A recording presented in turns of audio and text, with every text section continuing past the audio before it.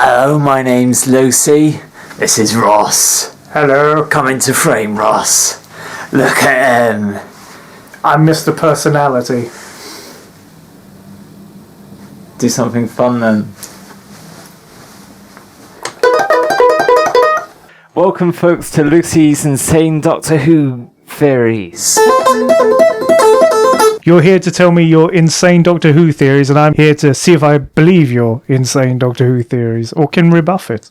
Yes. So, my name is Lucy Goosey Luscious. And I'm Ross. I'm Lucy's ex-flatmate, and I was subjected to many of her theories over the years. And Ross sort of got me into classic Doctor Who.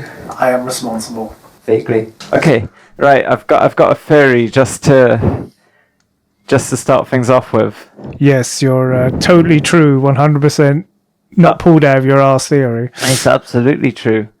Ruby's mum. You're aware of her, Carla? I'm aware of her work. She worshipped Satan. You might have some explaining to do on this one. Very little explanation needed. I mean, apart from anything, she's a lesbian. And all lesbians worship Satan. But it's nice to have that acknowledged within the show. Is this a verifiable fact? All lesbians worship Satan. Absolutely. So, my evidence for how they've canonized this in the show is that, right, you know in Legend of Ruby Sunday... yes, but they spent way too much time trying to find out Ruby's mum rather than they could have been solving the problem. Just saying. Indeed. You know when we hear Sutek's voice for the first time? Yes. And Carla says, I know who that is. That's the beast. Yes. And you're like, wait, what? Why are you saying that? Does this mean that Satan's coming back? And she thinks Satan's coming back because she has communes with Satan. And she knows that the person who voiced Sutek voiced Satan in... The Satan Pit? Yeah, Satan Pit. So she recognizes the voice of the beast, and she mistakes Sutek's voice for the beast. How does she know that's Satan's voice if she has not communicated with Satan?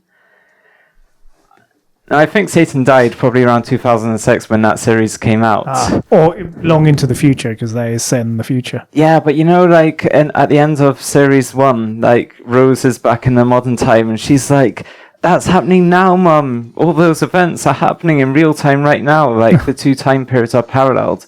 So I think Satan died. Maybe Satan's still about, and she recognizes him now. So, like, point being, she worshipped Satan. Or did worship Satan until Satan died. So how did she get in communication with Satan? I don't know, I assume through perverse lesbian acts. How does anyone communicate with Satan? Well, how do you communicate with Satan? Through perverse lesbian acts. Well, there you go, you heard it here. So, that's just a light theory that I came up with. Oh, just slandering all lesbians. Slandering? They all commune with the literal Satan. It's just accurate. So, we have convened here today to talk about my theory about Susan, who... We're doing this now as the first episode because the way RTD is setting up the series, setting her up and talking about her so much, I'm sure she's going to come back, if not in the Christmas special, in season 2 or season 15. Have the show been talking about Susan a whole bunch, or is it the fandom that's been speaking about Susan a whole bunch? No, in the Devil's Chords, the Doctor's like, hey, over there. Oh, like, yes. I was living with Susan. And there's also... Like, in the Legend of Ruby Sunday, they explicitly bring up, like, wait, what if Susan Triad is Susan, like, my granddaughter? Oh. And, you know, like, when they do the reveal, oh, no, I'm Sutek, she's like, did you think I was family, Doctor? Oh, yes. And then at the end of the season, the Doctor's like, oh, yeah, you make me think about, you've made me, talk about family, and I never did that before. So... Apart from that time you mentioned it to Rose in Fear Her. I was a dad once. Yeah, he says that in Fear Her and also in The Doctor's Daughter. They have been setting up Susan. Yes. So my question to you to start things off is, what do you know about my Susan theory already? That it exists. I don't remember them The whole of it. I've been trying to forget, probably. Half remember for me. Essentially, Susan's responsible for all the events in all of Doctor Who ever. How wrong you are. She's part of the trinity of people who are responsible for all the events in Doctor Who ever. Who are the other two of this triad? So you've got the TARDIS, the Master, and Susan. Okay. The TARDIS is there for a good time, and to have a good time, you need a universe that's intact. So the TARDIS is just wanting to go about and have a good time, but also deliver the Doctor to the right locations for the Doctor to go on a character arc that will make the Doctor become the universe saver. I would argue that the TARDIS is more evil than the Master is, and the fact it's always trying to kill the Doctor by putting them in dangerous situations, but okay. Well, it knows that the Doctor's going to survive enough, you know? Like, even the first few times? It experiences all of time and space at once, you know? Fair enough. And the Master is the Doctor from the future when the Doctor's turned evil. So you're saying the Master is truly the Valiard? No, I think the Valiard's something else. I think, like, the Master's right that they are the same. And the Doctor's right that they're the same. Anyway, so the Master... What the Master loves more than anything is, like, to just play games, and they're a bit like the Riddler. They're like, I've got a big brain. I just want to mess around with the universe. I want to mess with the Doctor. Yeah. Because, you know, the Doctor's like the ultimate smart person in the universe. And like the Master, with their self-hatred, given how evil they've turned out, they sort of turn that on the Doctor. So they're just playing these games, and they don't really care about winning. It's more about just coming up with these ridiculously elaborate plans. Would you say, then, that the Master is secretly a pawn of the Celestial Toymaker? Ooh, is that another theory? Why? Well, who likes playing games on a cosmic scale? Damn, blown your mind! I mean, can't different beings like playing games? They don't always need to be the same people. So yeah, like the Master has basically created a paradox machine called the planet Time. And this allows them to fuck with their past self. So they do actually have the capacity to kill the Doctor without it destroying the universe. The TARDIS is there for a good time. The Master is there to just hatch a lot of plans. And they feel like because as the Doctor, they saved the universe so much that they've earned a bit of just sandboxing within the universe.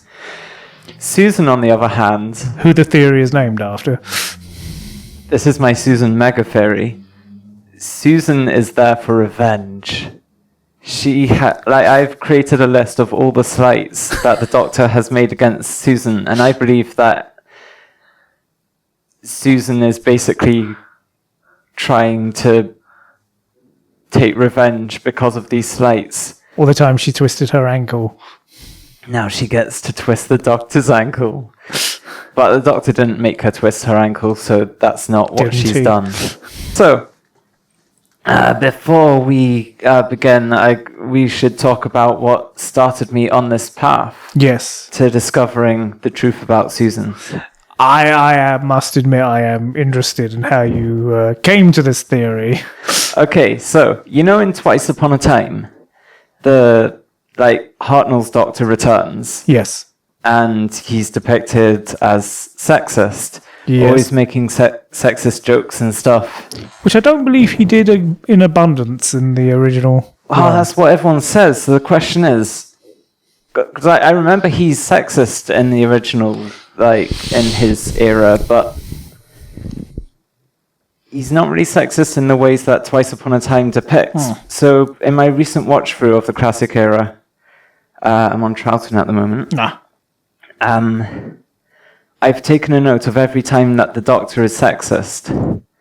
But I've also taken a note of when the Doctor, I would interpret the Doctor as being sexist towards a male companion were they a woman. Yes. As a sort of control, so that And last night I spent so many hours compiling all my notes on these things, so we can talk about these quickly. So these are all my notes on when the Doctor was sexist, and we've got a rating for Ian. You can see that Ian experienced 3 out of 10 sexism in the first episode of the Daleks. Wow. The most sexism he experienced was episode 1 of the Sensorites. So yeah, last night I basically made a note of all the instances and put them into this table. And I rated out of 10, how egregious the sexism was. Susan has 10 out of 10 sexism that happens to her twice in the series, once in her first episode, once in her last episode. What are these 10 out of 10 sexisms? Okay. Are they so outstanding that they merit 10 out of 10? Okay, so I also rate the Doctor's assholishness for each of these instances out of 10. So the Doctor was 10 out of 10 asshole in this. So my brief description here is that the Doctor blames Susan. In the first episode, the Doctor messes up and Ian and Barbara go into the TARDIS. Yes. And Susan's like, kick them out now before they realize what's going on. I can salvage this. I've never been happier in my life than when I've been here. And the Doctor, instead of just being like, oh yeah, shit, you're right, okay, let's just kick him out, the Doctor's just compounds his blunder and just is no, they can tell this is a space-time machine. Because that'd be the first conclusion you'd leap to. Yeah, no, this is a weird, elaborate Hall of Mirrors or something. See, the Doctor basically likes to get his way, which, in the caveman story. Yes. Susan's like, oh yeah, he's always like this when he doesn't get his way, and he's being the most unhelpful, just piece of shit ever. So Susan wants to stay there, the Doctor doesn't want to stay there, and the Doctor likes to get his way. You know when Susan's reading that book about the French Revolution? Yes. And she's like, wait, that didn't happen that way. That's because, as they say, I think in the Reign of Terror, Susan says the Doctor's favourite period in history is the French Revolution. So they have clearly gone there for either a long time or many times. Isn't that a horrible chance of paradox? I mean, the Doctor's in London all the time, as long as you don't bump into yourself. So yeah, they've clearly gone to the French Revolution a bunch, and Susan now knows it so well she can just look at a book and be like, that's not right.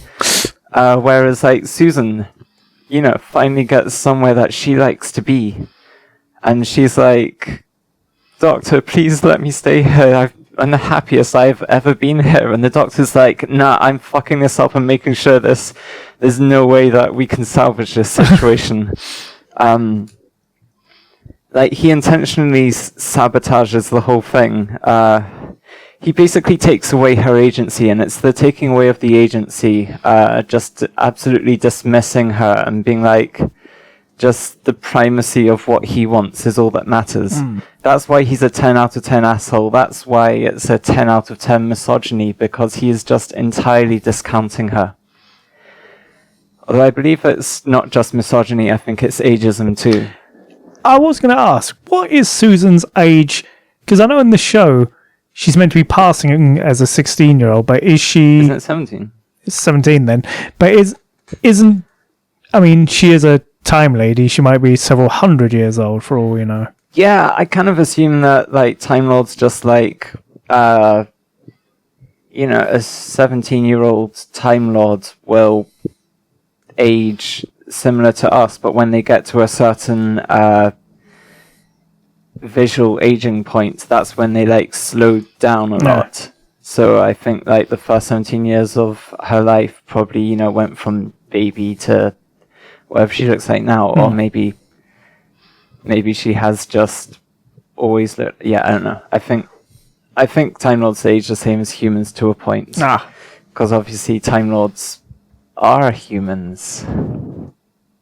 Is this another one of your theories? It is another one of my theories. Timeless. Well, they could be half human, as in the movie. Well, exactly. The Paul McGann movie. They absolutely are humans. Humanity is... Are we done with the Susan theory? Or? No. All right, we'll save that one till then. Humanity is the past of Gallifrey. Gallifreyans aren't made in looms. They're not made with... by fucking each other on Gallifrey. They are pulled from... this is why the Anyway, getting away from ourselves. Yes, let's get back to the point. So, right, let's have a look Susan's at this. vengeance. So I made notes on Ian, Barbara, and Susan, and as you can see, I totaled them up. Ian got 10 sexism points. Overall for his entire run? Yeah, for the Doctor being sexist towards him. Editing Lucy here. Ian's points are only calculated up to the point where Susan exits. Alright, back to the podcast. So these are instances when the Doctor was sexist to Ian in a way that if he was a woman, I'd be like, that's sexist. Then with Barbara, we get 30. Oh, there's a shock. So 3 times the amount of sexism that Ian experiences, which I think is... I know this is it's numerical, so it's obviously scientifically incredibly accurate data, but I did just kind of eyeball these things. Can you give examples of the Doctor's sexism towards Barbara? Okay, we've got 2 8 out of 10s for Barbara. Oh my god, The Edge of Destruction. Oh, yes. Yeah. The Desperate to Save Money episode. One of the greatest stories of all time. I'd say a lot of jumps to conclusion in that story. Okay, well, Barbara literally works out what's going on. Yes. Weird shit is going on in the TARDIS. They're all gonna die, and Barbara works out all the clues and works out that they are being given clues and that they can work it out. And the Doctor just is like, yo, it's not rational, is it? You're so irrational. And then, when she turns out to be right, he's like, oh, I had to kind of, if I wasn't sexist to you, then, and just dismissed you out of hand, and with my logic and rationality, then your womanly intuition and irrationality, you wouldn't have crafted this illogical, irrational story, which somehow managed to make sense. He's such a piece of shit about it. He's praising himself for his own misogyny to Barbara. That's an 8 out of 10 misogyny. That only gets an 8 out of 10. I know, this is because, in a way it's a 10 out of 10, but the amount he didn't slap her or anything. The amount of sex, how bad the Doctor is sometimes. This is a scale of the Doctor's misogyny. So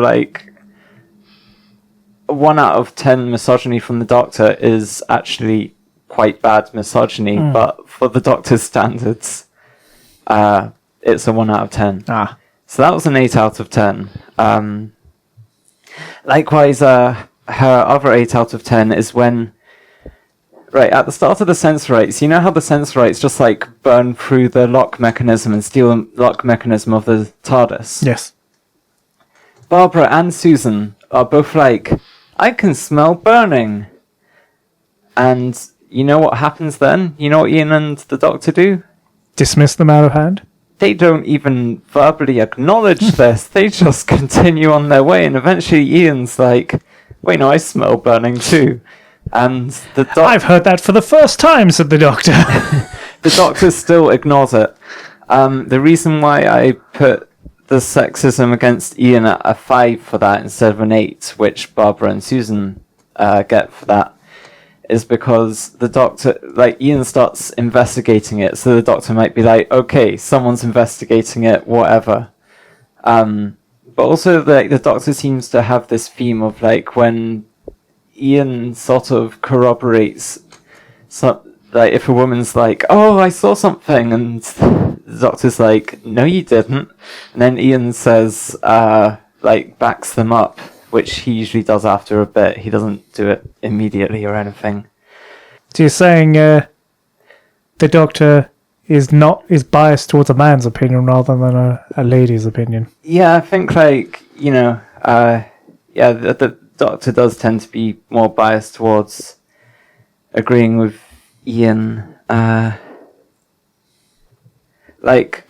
note here is that the Doctor ignores Ian when he says that he smells it, but he doesn't hinder the investigation. Whereas if Barbara and Susan started trying to investigate it without Ian, I think the Doctor would have tried to stop them because of how irrational they're being. They're being hysterical. So that's the difference. Literally, the Doctor's just the fucking worst. They're always right when they say they see something, and the Doctor's always like, you're lying, you're wrong, you're hysterical. So yeah, Ian got a 10 for the Doctor's misogyny against him. Barbara got 30. Susan got 68. Wow. So why that's a lot. Yeah, and the Doctor's assholishness overall got 102. Wow. But that's that's for everyone.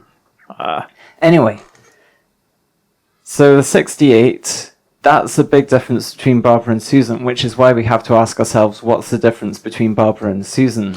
Is it because Susan's very young? Yeah. Yes. The ageism is real. It is quantifiably, scientifically, in these numbers shown to be a very significant difference. Wow. So this is why Susan's hell-bent on revenge, in your theory? Absolutely. This is numerically showing how Susan, more than anyone in that first TARDIS team, has just been slighted by the Doctor so many times with misogyny and ageism. And abandonment. Well, yes. That is... For someone that she didn't really know that well.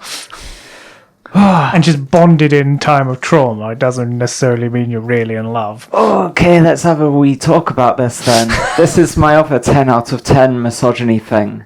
Now... I can't even remember that guy's name off the top of my head. I think his name's David. Alright. So... The one thing across the era, Susan doesn't get... Susan as a character doesn't get too much good to work with in the era. There's two instances, once in the Aztecs, once in Marco Polo, where she is incredibly adamant that she hates arranged marriages. Detests them. She is more against... That is the most crystallized, clear aspect of her characterization. She hates arranged marriages. Yes. So what does the Doctor do? Technically doesn't arrange a marriage, but he does essentially leave to... He absolutely is David, take care of her. He literally says to her when she's like, oh yeah, I've got a messy cupboard, he's like, you need taking in hand. And then he just leaves her with this guy who, she's got chemistry with, but... I would also say inappropriately older than her. Even he looks about 30-something, and she's meant to be playing, 17 at this stage? And that's always the way with the arranged marriages and the Aztecs and Marco Polo. There's the age gap. So it absolutely mirrors the whole arranged marriage thing. By the way, there's a nice thing that the Doctor... Well, not nice, but... Actually horrifying. Yeah, absolutely. The way Doctor leaves Susan, he's like, oh, your shoes are kind of messed up. And she's like, I have so many shoes in the TARDIS, go and get them. And he takes one of her shoes and then locks her out the TARDIS. So the Doctor takes all but one of her shoes. What a shit. This is just one of many slights. Do you think maybe in later seasons he's got a whole room just filled with companion shoes which he goes in and smells? He's a freak. So... Ben!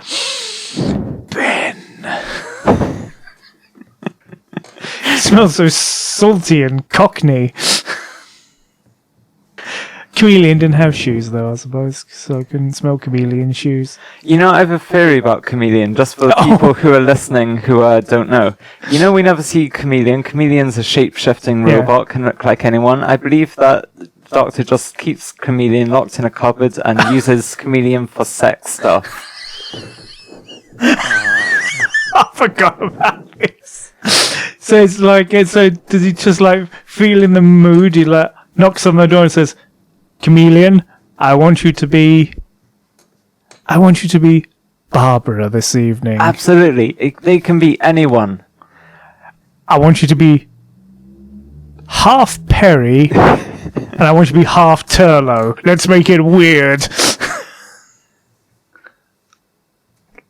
I believe he's probably done that, yeah. Like, he can do anything with Chameleon. But doesn't this change the entire character of the Doctor with this theory that he's actually really traveling through time and space for degenerate sexual reasons? Well, you know, he's just got a robot who's locked in a cupboard for it. He's being as ethical as he knows how to be, I think. With his captive slave sex robot in his... Yeah, no doubt there's a... Who's there going, "Why was I programmed to feel pain?" There's... Yeah, like, presumably the Doctor's replaced Chameleon since losing Chameleon, and there's just a cupboard in the TARDIS that, you know, the journey into the centre of the TARDIS could have uncovered, but thank God it didn't. This is like, Doctor, the TARDIS going to blow up. We need to go into this cupboard. Said, "No, don't go into that cupboard. Under no circumstances, open that cupboard." Yeah, like, that's absolutely where that episode could have gone. It might have even been a deleted scene. I actually do now believe this theory. Absolutely. You totally convinced me the Doctor is a degenerate pervert. Why else do we never see Chameleon apart from, like, 2 stories? Well, the practical reason is because the person who made the actual special effect died and no one else could work out how to think. Also because Chameleon was a bit of a crap companion, in my opinion. Oh, were they? So you're saying Chameleon now has a terrible life being used as a... Well, doesn't Chameleon die in the end? I can't remember how Chameleon leaves the show. Yeah, it dies. Tragic. Like, that must have been the companion death that hit the Doctor the hardest. He would have gone back for Chameleon. He did not go back for Adric. I think you're being unduly unfair to the Doctor with Adric. The ship that Adric dies in is travelling through time as it smashes into the Earth. Like, he didn't even try. I'm sure. I mean, he went back to Donna when she was about to get blown up at the edge of the galaxy, and what was it, the Wild? She wasn't time traveling at that point. I mean, he's had several centuries since. He could have like practiced or given it a go. He's not that good at piloting the TARDIS. All right, now. So I've got some notes here. These notes are labelled overview. There's no like particular evidence attached to them. It's just some like notes about the theory that deepen it a bit. So season 1 and the start of 2, basically the era that Susan is in, they are the show's origin story for like the villain of Doctor Who. The true villain of Doctor Who. The true villain hiding in the shadows. I've been setting up all these pawns and minions. Okay. Since you're speaking about this as if I'm making this shit up, let's delve into one of the bits of evidence that I have. Oh, I think I demand to hear your evidence. Oh, I have so much evidence, but let's blow this shit open, okay? Okay. So, tell me about the first ever cliffhanger of Doctor Who. Surely them leaving the ship, leaving planet Earth altogether, there's like a shadow of the caveman. That's the first ever cliffhanger. No. That's not a shadow of the caveman. That's a shadow of Susan from the future, there for revenge. That's like... That is how much she is like set up and foreshadowed as a villain. She is there in the very first cliffhanger, and you may be like, Lucy, what are you talking about? I'll even say it. Lucy, what are you talking about? Sheer nonsense? Yes. Out of 10, how convincible do you think you are to this? I'm ready to hear your evidence and also ready to scoff at your evidence. Alright, I'm going to read out my notes here. Yeah, so, like, we think it turns out to be the caveman, but it's actually revealed to not be the caveman, because the caveman is shown at 2 different points. Like, you know, you got the shadow, and then you, like, in the next episode, we see the caveman's face looking on. Yes. Aghast, terrified, confused. Ooh. And then, like, next time we see them, the shadow is gone, but we see that face again, that same just looking on, as if they haven't moved. Yeah. So, like, how is that shadow gone, but the caveman just seems to be frozen in that one place? Are you saying it's Susan? I'm absolutely saying it's Susan. Like, the shadow is gone, but the caveman's there. We're meant to be asking, whose shadow was that, if not this caveman's? But no one does apart from me. It's probably for the best. Because I've been blessed with the sight by God. Oh, cursed. With the sight by God. Yeah, so that's my goddamn evidence for that. She is, at the very start, she is shown to be there, in the shadows. The shadowy figure who is the... She is the... So you're saying she nudged said caveman, whose name I can't remember, into the... start the events off? Caveman was just at a different point, like, place in the scene. Like... Was she in costume as a cave Who person? knows what she's like? We don't how much have we actually seen Susan once she's become evil? This is a question that we must ask, but I do not yet have the answers to, but give me time. Are you saying Susan may come back in various other incarnations and we just don't know it? Absolutely. Like, we could have had even companions who were Susan, and we just don't know it. You think the Doctor would know it? Because the Doctor knows, always. Like, Time Lords always know, even though, like, the Doctor never recognizes the Master. Missy fucking snogs the Doctor, and they don't even know that she's a Time Lord. Doesn't he recognize Drax, the Cockney? Yeah, well, maybe he hasn't regenerated. Cool, blimey, I'm Drax. Drax is amazing. He is my favourite one-shot character. I have a theory about him, because, like, I have a theory that all Time Lords are Twilight vampires. And all... Sorry. That one took me by surprise. So I've been noting down that because each Twilight vampire has a power, so everyone has a different power. And, you know, if you look at every single Time Lord, almost all of them have a clear power that's displayed in the show. Mm-hmm. For Drax, the power I've just noted down for him is this and that. The power of Cockney. Cool, blimey, governor. So, like, yeah, he doesn't really have a clear power, but, you know, that's because we haven't been... He's, like, a one-shot, we didn't see much of him, but also, like, this and that, you know? Anyway. If they're Twilight vampires... Doesn't it somewhat put into sharp relief the Time Lord's war against the vampires? It does put an interesting spin on it. So you're saying it's in two separate species of the same genus fighting each other for dominancy. Evolutionary dominancy. Oh, I don't want to say exactly because I'd need to check my notes on what my thoughts are on the whole Time Lord vampire thing, because, like... If I just do a quick search now from, like, vampires, we can, like, just have the briefest look at what my theories on vampires and Time Lords are. Like, Swarm and Azure from the Flux. Yeah. I think they are vampires. Apparently, I have a theory that the Absorbaloff is a Slovene vampire.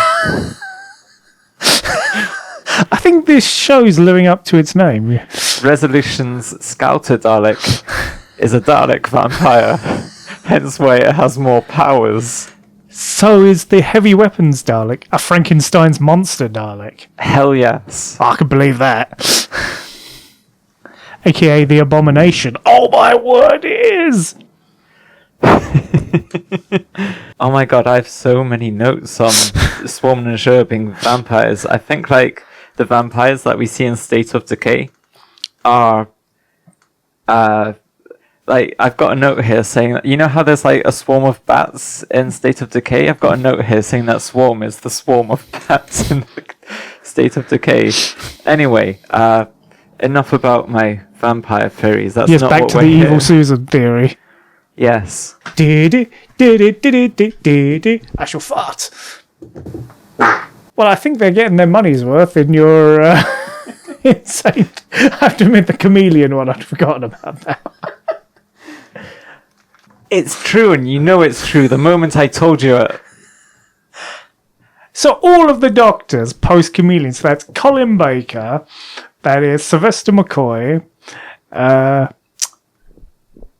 9, 10, War Doctor, Paul McGann. Maybe a lot of them were asexual, but maybe some even of them Jodie. aren't. Jodie did it as well. It's possible. I'm not saying that all doctors were allosexual, but maybe. And loose on the laws of consent. Well, maybe this is as consenting as they're able to be as a Time Lord. They have their own morality. This is why they need humans to ground them in morality. I was saying, like, I've saved the universe enough. I need to be bad. This is when the Valiard comes out. I'm a good doctor and I must be punished. Anyway, back to Evil Susan. Yeah, alright, so...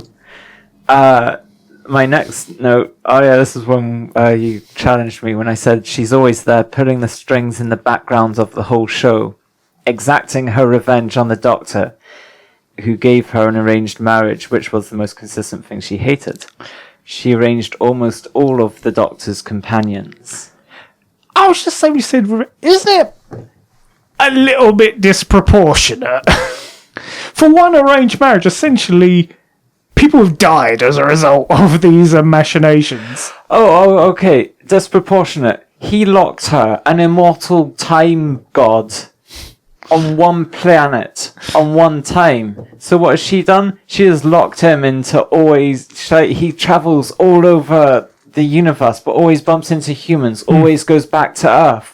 She is doing to him what he did to her. Wow, now you explained a lot. And must travel with a young, semi-attractive lady from London. We will get on to the companions, and because I want to theorize with you about this. Okay. I haven't put too much thought into what lessons she is trying to give the Doctor with the companions.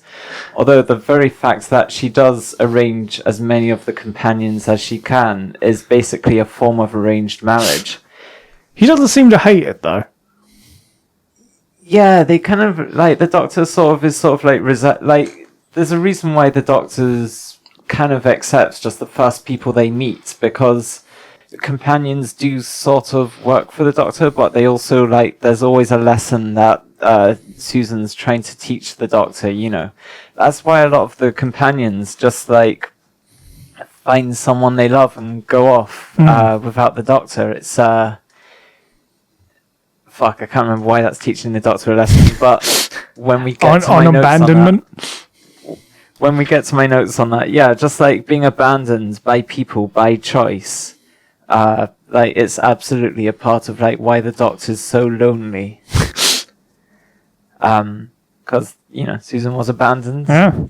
Anyway, so Susan's taking revenge, being the subconscious reason why the Doctor always goes with the first people they meet because they trust in it.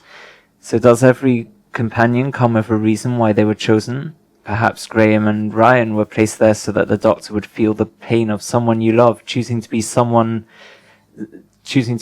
else than you, just like Hartnell did to her. What about Dodo? Oh, I do actually have a note on that. And Dodo just left. just wandered off or got locked in a toilet. By Ben. That's my theory. Wait, say that again? I wasn't listening. Dodo didn't just leave. She got locked in a toilet by Ben. Who then ran away and said, "Oh no, Dodo left." You'd think you'd want confirmation for that, just saying. Not with Dodo. You're just glad to have her gone. So, gave less of a fuck about, or a damn about Dodo than did about Edric. Alright, let's read my notes because I have theories about Dodo.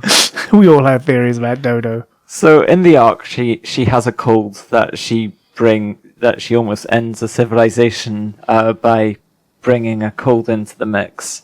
So her cold in the arc brings death, much like the radiation poisoning in the Daleks. No. So, those who don't know, the Doctor basically dooms the whole TARDIS team to death because he just wants to go exploring. And because of that, and he just disables the TARDIS in order to do it, they're stuck in a place that is going to kill them with radiation poisoning, and the only way they get out is because some friendly locals are like, "Hey, have these anti-radiation drugs." So the fouls. Right, let's see. Stephen asks, in the arc, episode 2 of the arc, minute 1 second of the 43rd second, if they've been taking diseases to many places. And the Doctor says that he doesn't want to think about it because it's too horrifying. When you think about it, that is a very serious issue that would need to be addressed if you... I mean, if COVID taught us nothing, diseases are quite dangerous. And the Doctor's response is to just be like, "That's so horrifying, I'm not going to think about it." So after every time he leaves a planet, they have an epidemic of what to us is the common cold, but to them is the bubonic plague. Potentially. In Empire of Death, Shooty's, I thought it was fun going around time and space. It's like, yeah, you thought it was fun because you didn't think of the consequences, not because the TARDIS was incarnating Susan Triad into every place so that Sutek could kill everyone. you just aren't asking basic questions like, am I bringing the bubonic plague to these places? So yeah, okay, right, my next note on Dodo is Dodo a robot or genetically engineered? She doesn't seem believably human. For example, her immediate chillness with being uprooted. She turns up in the TARDIS, and the Doctor's takes her away, and she's like, "Oh, it's fine. I wasn't attached to anything on Earth. Whatever." Is that really a human reaction? I think maybe she was meant to embody the spirit of the age of, swinging London, which I don't think was going to be a bit more swinging until a few years later. But so the Doctor treated Susan as irrational. Yes. So Susan gives the Doctor a companion of similar age and gender who is sheer irrationality and chaos. I could believe that, yes. Also, surely you'd think the Doctor would treat the closest thing he has to a peer, i.e. another member of his species, with a bit more respect. You'd think, which just goes to show how much the sexism and ageism has an effect. That overrides the respect he should have because she's a Time Lord.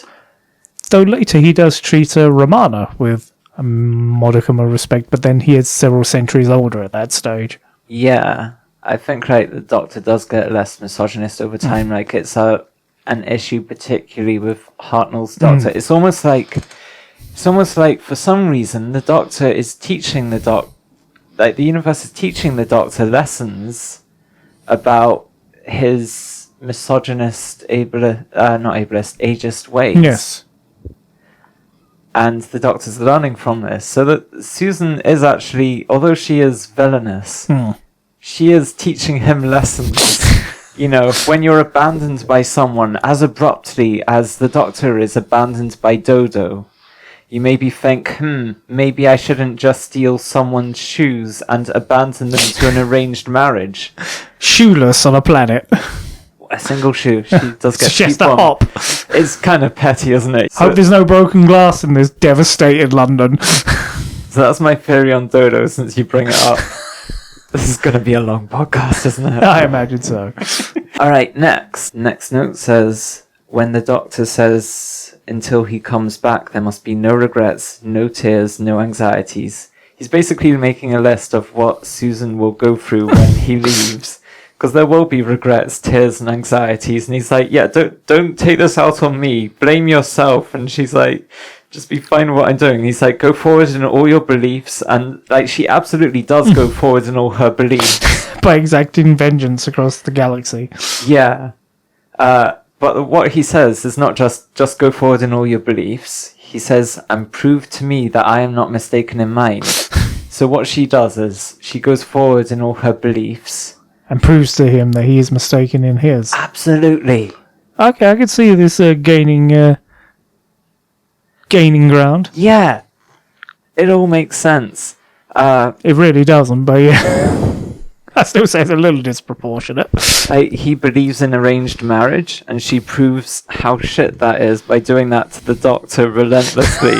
By arranging these marriages, wink wink. Jodie becomes unable, Jodie's doctor is so unable to connect emotionally with her companions because of the pain of all these arranged marriages that have come before. The doctor focuses on the pain of everything, all the people he's known. He doesn't focus on all the fun of it. On the surface, the doctor loves having these companions, but underneath, they are torturing him. Okay. I was trying to think of some of the better companion relationships. So you're saying Jamie was arranged. Together we will work out these things. We will go through every companion and ask ourselves, can we work out what lesson these people were teaching us? Have a quick look, see if I said anything for Jamie. I have not. And there'll be some companions that just weren't part of her design. Some picked up by accident, like Adam, would you say? The often forgotten about Adam. Oh, Adam must have been a punishment of some description. Adam was his own punishment. But I think Adam was too explicit of a punishment. Maybe, yeah, who knows. Would you agree Adam was disproportionate? What do you mean? Now I've gone too far with Adam. That's what Susan was thinking.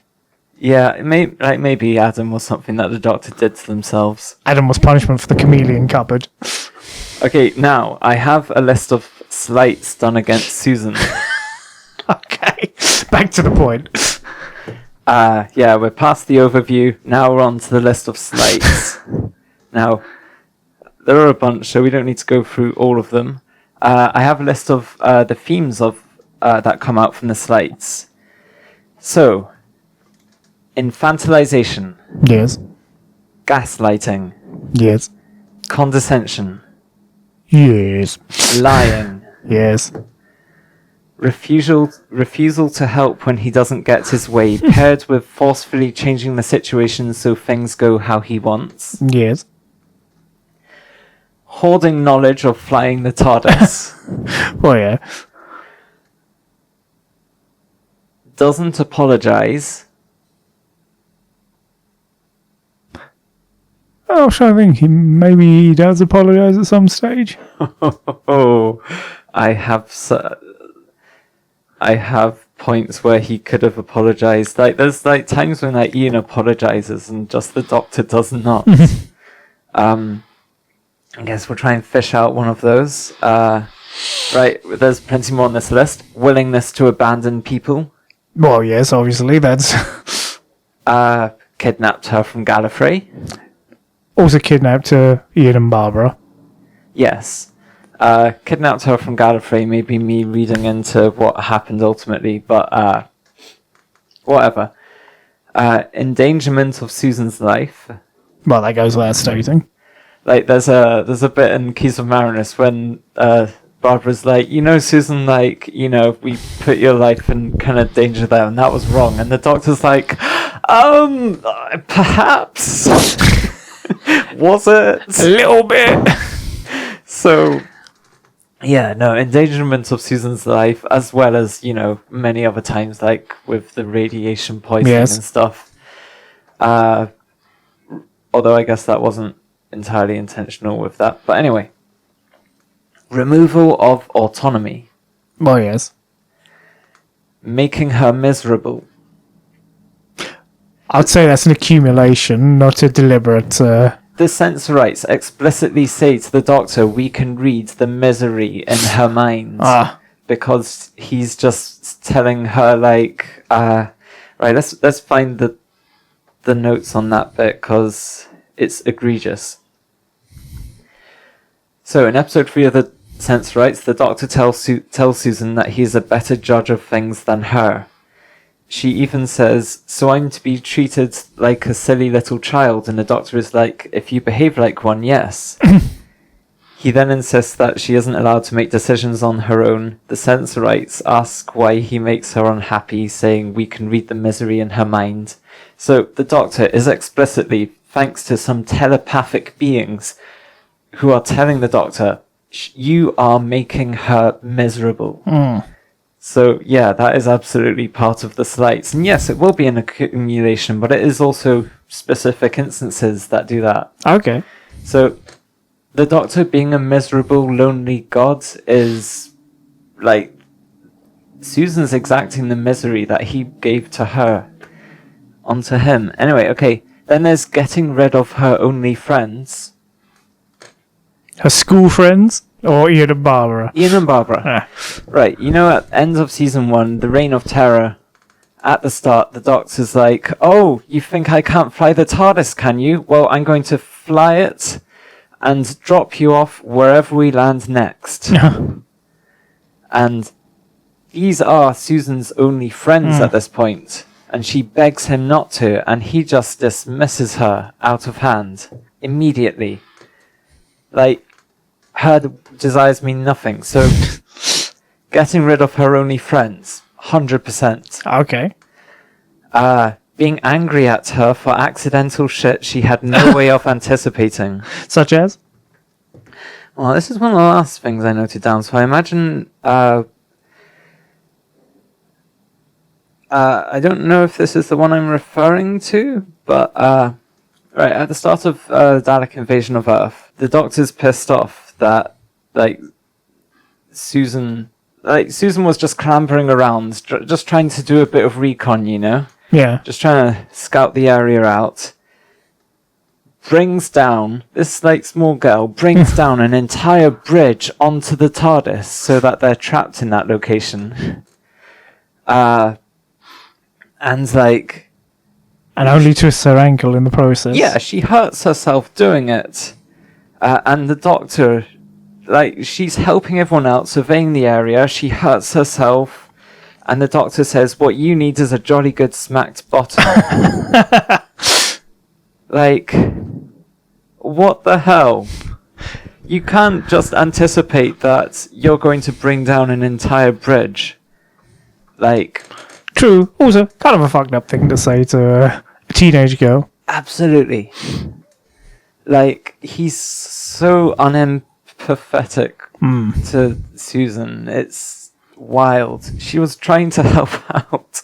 She hurt herself. And he's just like, how dare you do anything that I don't tell you to do? Okay, I can see that one. Okay. Right, so next one. He stole all her shoes except one. This is part of the list of slights. Do you get the feeling that the whole thing in all space and time, that's the one that rankles the most? So much so in her jerry-built rigged TARDIS that she's got to travel. She's got a whole room filled with tens of thousands of pairs of shoes like Imelda Marcos. Okay, I'll just go over the other two. He arranged her marriage, and he's being a controlling smug get. I think we can all agree he does those. Right, quickly, if we had to think of the shoes, how is she punishing him with the shoes? Have we got any, companions who... do any of the companions steal his shirt? Does Adric steal anything? Turlo? Yeah, can't think. Rose steals his heart. Yeah, and then goes off to a parallel universe. Oh, you stole my shoes, all my shoes. I loved them. Now I'm going to take away something you love and put it somewhere you can never get to. You're right. That Ace. She's been waiting to do that with Rose. She was been grooming Ace to be there, but Ace didn't. Really? Well, Ace is kind of the prototypical Rose. I'd say that's the first draft, 16 years early. Doctor doesn't love Ace. They are in a grandfatherly kind of way. What a nasty grandfather. I'd say 7th Doctor. Well, no, he is still highly manipulative, yes. No, he's like, oh, you're scared of clowns, do you? Here's more clowns than you can have. Here's more clowns. Oh, I would you have trauma around this house, do you? Let's go there.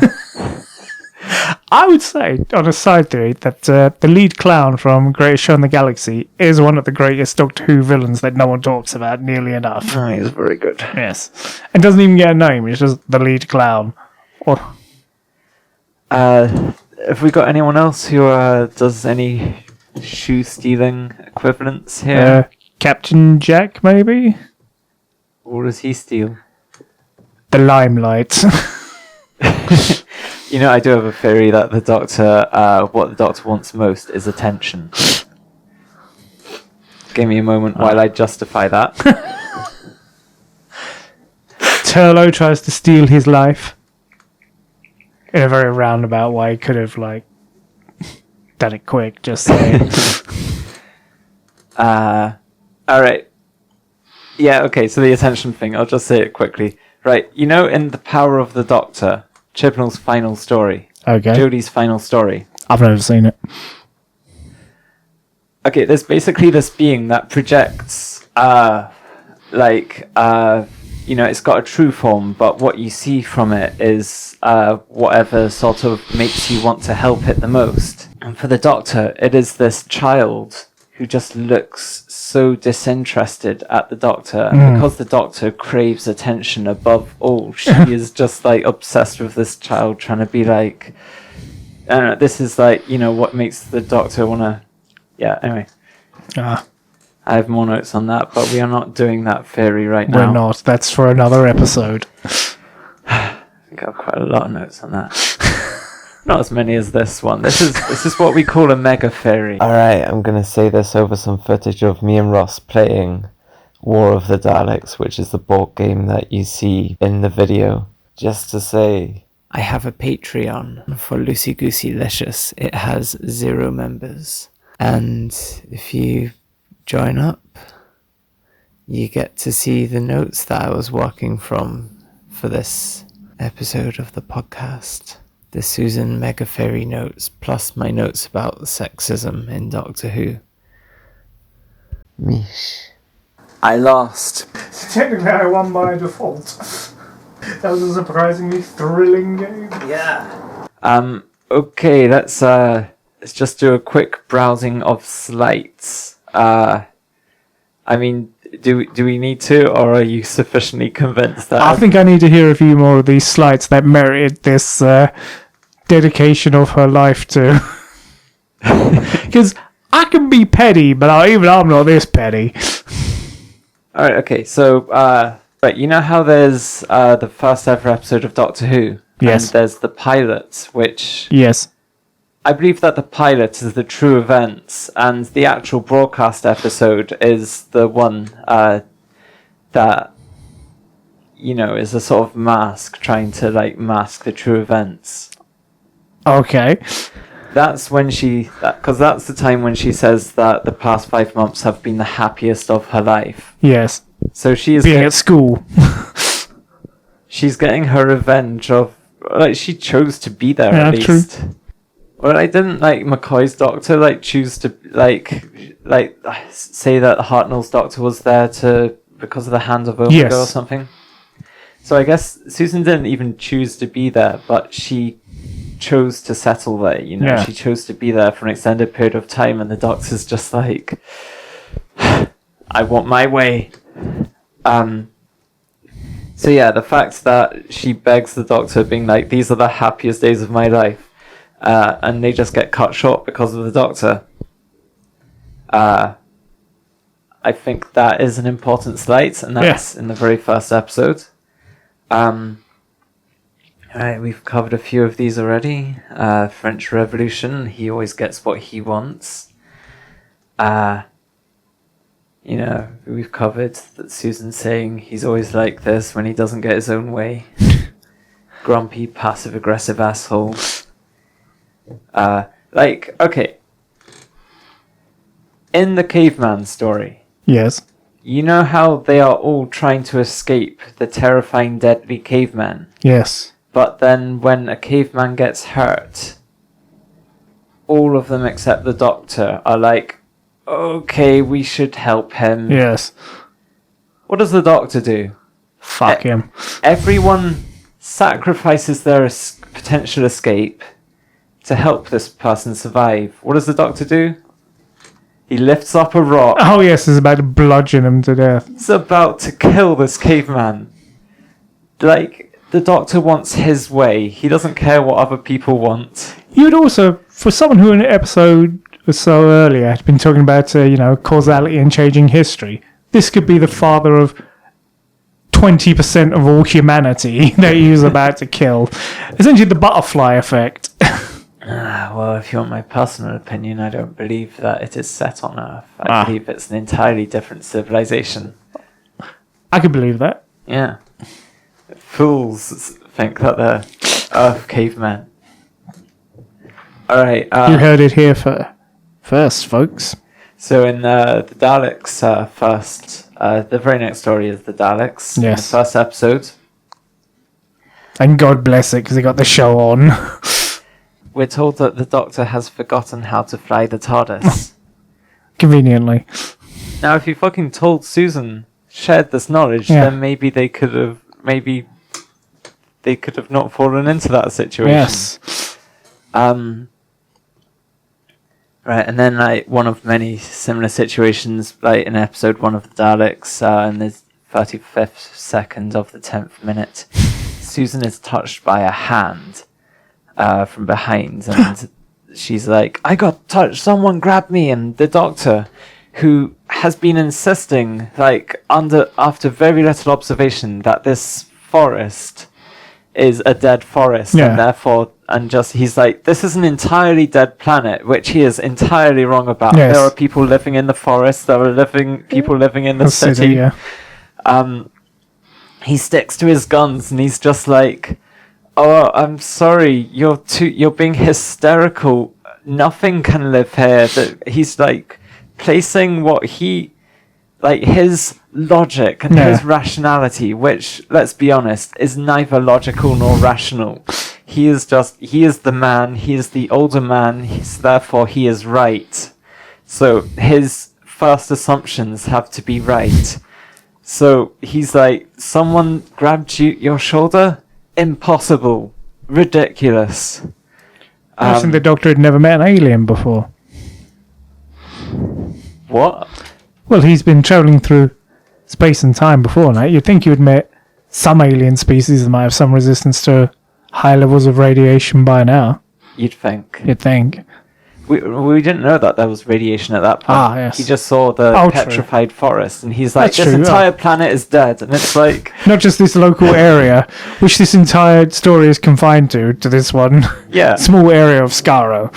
Yeah, and he's wrong about there being no life in that forest. So Technically, though, the Daleks don't actually live in the forest, and neither do the Thals, and they just travel there. Well, they're living there at that point. Yes. And, he actually takes Barbara aside and says that he blames the age gap between him and Susan for, Susan him not being able to get through to Susan about gaslighting her about a hand grabbing her shoulder. So, he explicitly says he is being ageist. Yes. Let's see. Alright, okay, so, in the 46 seconds of the 18th minute of that episode, This is very precise. Susan is proven correct that there was someone, and Ian immediately apologizes. What do you think the Doctor does? Spits on her face. He does not apologize. Ian apologized. Yeah. The Doctor was the one who slighted her. What does he do? Nothing. He doesn't apologize. You asked about the Doctor not apologizing? Fucking the second story of Doctor Who. First episode, he does not apologize. Well, even when he's demonstrably incorrect. 100%. You know, his ego is very fragile and must be protected. Okay, there's a bit that, like, I think, like, it's more something that comes across in the actual episode. But that very same episode, you know, when everyone's, like, when Ian and Susan are, like, pleading him not to go exploring the city, he just dismisses them because they're uninvited guests. But when Susan asks, he looks at her, smiles, and then he's like, then he starts talking about, oh yeah, the mercury link fluid link is missing. And just the way he does, like, he dismisses the other two because he doesn't fucking know them. But with Susan, he smiles at her and then lies to her face about it. And just like, I've got just in all caps, just the disrespect, the infantilization. I think, like, you really have to see it to feel just how gross this moment is. Anyway, so that's all the first episode of the Daleks. Yes.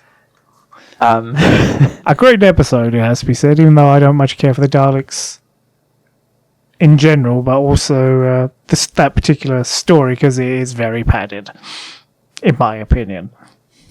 You know, the second episode, he admits to lying and getting them all radiation poisoned, and then he tries to convince everyone to return to the TARDIS without Barbara. It's just a dickish thing, isn't it? Alright, yeah, okay, and in episode 6 of the Daleks, you know, the Doctor messes up some machinery of the Daleks under the city or wherever they are, and Susan's like, cool, we did it, let's get out of here, and the Doctor's like, no, I got buttons to push. No, he's done all the button pushing. He's now just like, I want to take a few moments to revel in how much of a big brain I have. Oh, we really messed with the Daleks, and then the Daleks captured them, and it's like, if you listened to Susan, you would have escaped. Yes. But instead, as always, you ignore her, and, you know, you got captured. You got. Does he apologize for that? You're goddamn right he didn't. Okay, so, yeah, there's a whole bunch of stuff, yada yada yada. Like, I assume you don't want me to go through every single bit of evidence. That might be quite a significant one to get up to. What was your final score? 68? 68 was how much sexism and ageism was applied to Susan. For these, like, these sexist and ageist things is not a list of the slights against Susan. The list of slights against Susan is far longer. Those were just the ageist, sexist ones. I think we've actually covered quite a lot of the evidence. Well, you've given evidence that the Doctor is a sexist and a terrible person to Susan, but you haven't given much evidence to supply with the whole she's been messing with him throughout all of time and space, though. Is there any direct evidence? Okay. You want evidence of that, do you? I think I demand that evidence, yes. Okay, well, let's move away from the slights section. This is just, you know, chronicling of the slights, and let's go to my miscellaneous random evidence. Alright, first thing. It's not like the best evidence ever, but, like, you gotta ask yourself, first 4 episodes of Doctor Who, what do we call it? I'm not quite sure. An Unearthly Child. Oh, yes, An Unearthly Child, yes. I always thought that was just the first episode. But yeah, you'd think it would be the first episode. So yeah. Why is it all 4 episodes, even though the next 3 don't seem to be about Susan at all? Are you saying that's to highlight the most important character in the whole history of Doctor Who? Yes, I am. Alright, that's some evidence. Yeah, it's not like the most powerful evidence ever, but she is the main antagonist of Doctor Who. It makes sense that we introduce the main antagonist of Doctor Who, we call it an unearthly child. Yes. What the fuck? Alright, there's some random evidence we don't need to go into. Like, there's the stopped clock in the TARDIS, or in An Unearthly Child, which, you know how much Barbara freaks out about the stopped clock in The Edge of Destruction, so it clearly is quite significant that the clock is stopped. Nobody's wound it. So I think that's symbolic of them being suspended in a realm born of pure revenge. Well, yeah, Susan does take out a knife in that episode, so, you know, she's capable of malice. Yeah. It's the first episode of Doctor Who, I think, where they mentioned that the clock has stopped again. Alright, you want some evidence? Does it not strike you as odd? Tell me, who named every TARDIS? Who came up with the name TARDIS? Well, Susan's the first person to use the word. She is, and she says that she named it. Yes. She came up with the initials. And we see in future stories of Doctor Who that all Gallifreyans call them TARDISes, do we not? Or TARDI, is that the Does that not speak to her significance in the history of the universe? So you're saying she went back in time, and is she Rassilon? No, I think the Doctor's Rassilon. Ah. Because you know how James Bond and Rassilon share... they look very similar. Timothy Dalton. Oh, yes. Right, well, I think there is a clear setup of the Doctor increasingly entertaining the idea of being James Bond. Like, Martha in the Lazarus Experiment is like, oh, you kind of look like James Bond. And he's like, oh, do I? And then, in Spyfall, the Doctor's like, the name's Doctor. The Doctor. I think the Doctor does actually become James Bond. I also think the Doctor becomes Rassilon and various other people. Well, he is Merlin. Indeed. So, yeah, I think just... I haven't understood entirely how, Susan came to name all TARDISes, but I think the fact that she did speaks to her role. I kind of have an idea that I haven't quite fully worked out the kinks to yet, but I think she went back in her own timeline to before. You know how, in Nshuti's Doctor thinks that, he hasn't had the child who will have Susan as a child. Yes. He's like, that's in my future. What if it isn't? What if he got fooled into thinking that Susan is his granddaughter because Susan basically orchestrated things in a way that, her very being is now just contorted around revenge. That is her entire identity. It no longer she doesn't want to get herself out of it. She wants to make sure that she is perfectly placed to become who she will be. So she posed as her own... the Doctor's own daughter to hand over her baby self to the Doctor? Maybe, something like that. Some Ouroboros of revenge, then. Yeah. And you were asking about her, proof about all that. Let's try and find the thing. Okay, Dalek Invasion of Earth, Episode 3. She says, I never felt there was any time or place that I belonged to. I've never had any real identity. So she is, at that point, an empty vessel. And once the Doctor leaves her, this empty vessel is filled with only revenge. And hate. Yeah, hatred and revenge. She says, I've never had any real identity. This is the identity that she gets. Spiteful revenge, it becomes her identity. She doesn't have an identity before then. Yes. So, does that not kind of show you how she turns from just the Susan that we know and love to someone who is just obsessed and hell-bent on revenge. I do see quite a lot of kinks in your room, but there's one very specific one. In the Five Doctors, when they are reunited, she doesn't seem angry to see him. Grandfather, is it really you? Ow, just my ankle. Okay, well, consider this. If she's been doing this in the shadows all this time.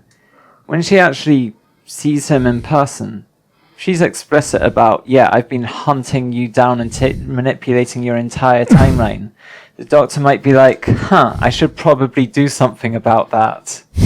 So she is going to just be playing it straight and being like, oh, grandfather, do you not find it odd that her, clearly an older Susan, yes, is now like, oh, grandfather, and just talking like a fucking kid still? Yes. That's why she's putting on an act. Alright, I can believe that. Right, tell me some more kinks in my theory. I'm more concerned of your theory. Unless you're saying that... how did she acquire all the knowledge of space and time to put the Doctor in these situations? Unless you're saying that Susan is also the Black Guardian, or one of the Pantheon. Ah, yes, because... she's the god of revenge. The Doctor never told her how to pilot the TARDIS. I don't know. But, where there's a will, there's a way, and there is such a distilled will. And the Doctor comes to Earth so many times, and she will live for so long. Yeah. She will be able to, she'll be able to steal the TARDIS and learn its secrets. TARDIS? Yeah. There will be a way. It's not like she's just trapped in this one place, and after 60 years, if she doesn't find a way of killing... getting a TARDIS or something. Or some form of time travel machine, because there are others. Yeah. If you have, such a focus on revenge and that's all you care about, you will be able to gain enough power and knowledge, right? That's very true. Any other qualms you have with my impeccable theory? Well, I was just thinking when you said never taught Susan how to steer the TARDIS. What a dick. But I was going to say, doesn't Adric know how to steer the TARDIS? Because doesn't he dematerialize the TARDIS in Castrovalva?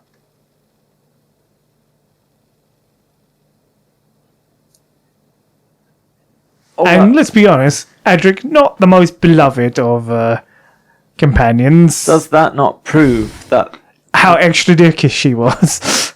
Does this not prove how the lessons that Susan is exacting on the Doctor are changing the Doctor to make him less of a dick? He is no longer the misogynist, ageist person that he was when he was Hartnell.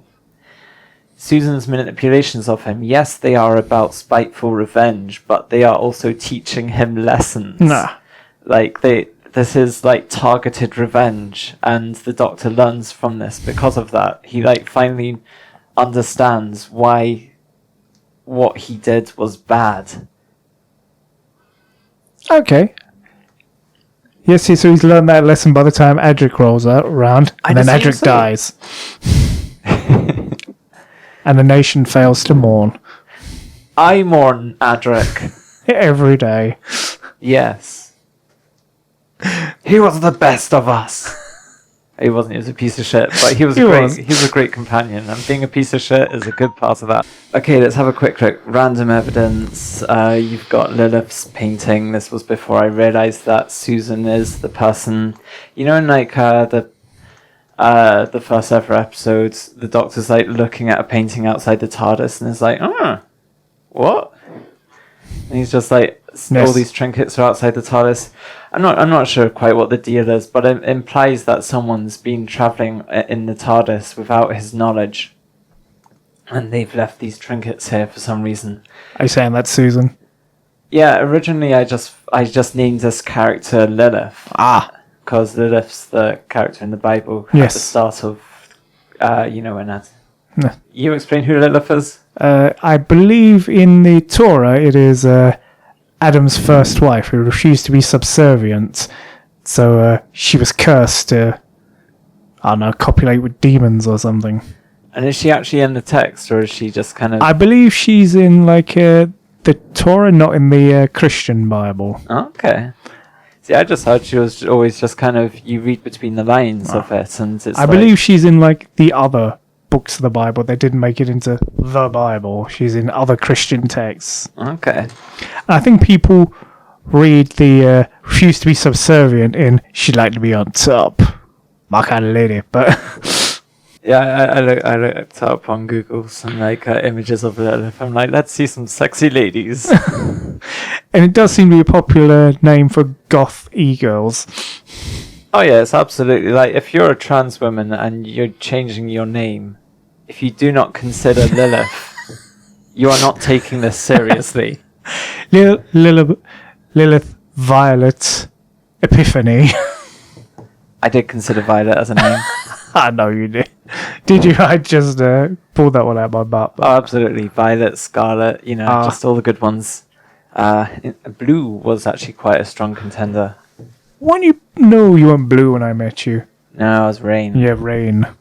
Alright, let's see. First cliffhanger, we've covered that. The Doctor, when they land, for the first time, and they're like, oh, it's still a police box. Why hasn't it changed?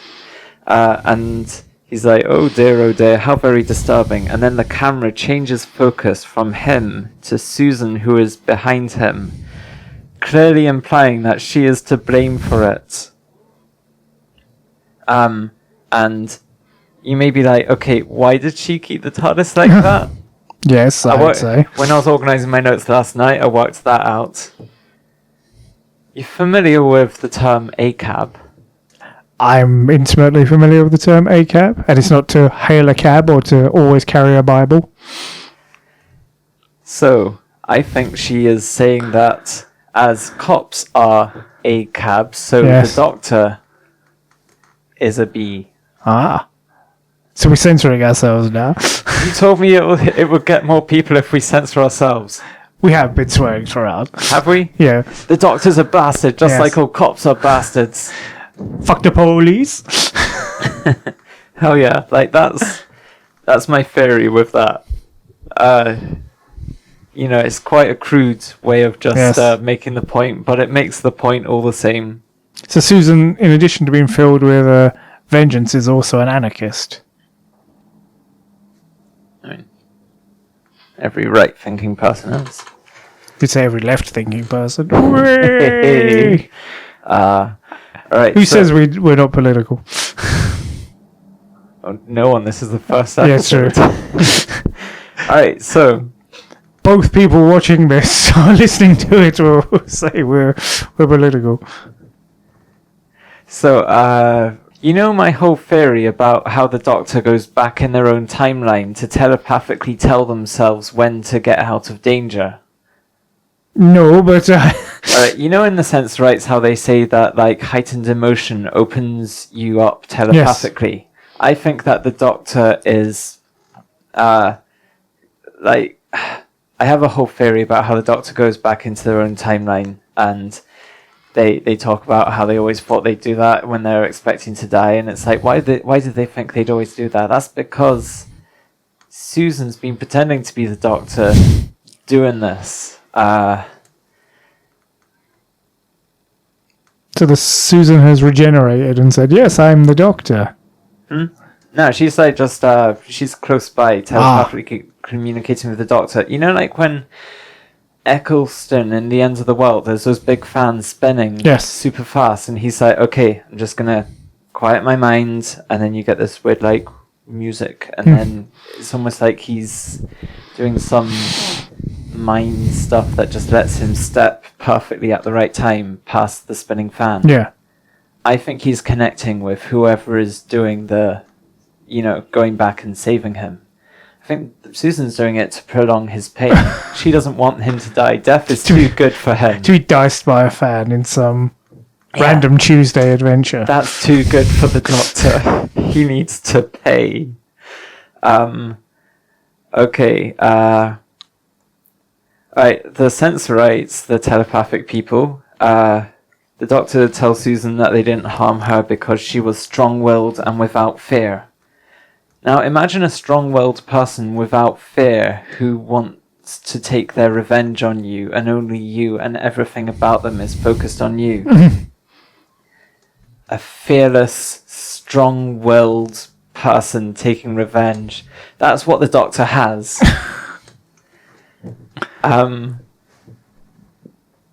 Let's see, anything else?